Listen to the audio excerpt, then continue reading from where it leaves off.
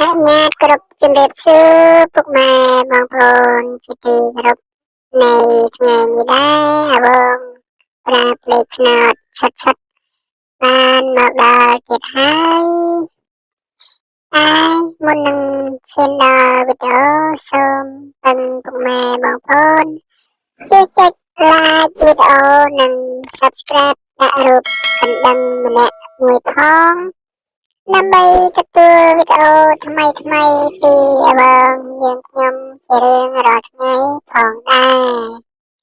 ចឹងហើយកុំឲ្យខាតពេលយូរចូលស្ដាប់ទាំងអស់គ្នាអបងឆ្នោតចាញ់អី8 អប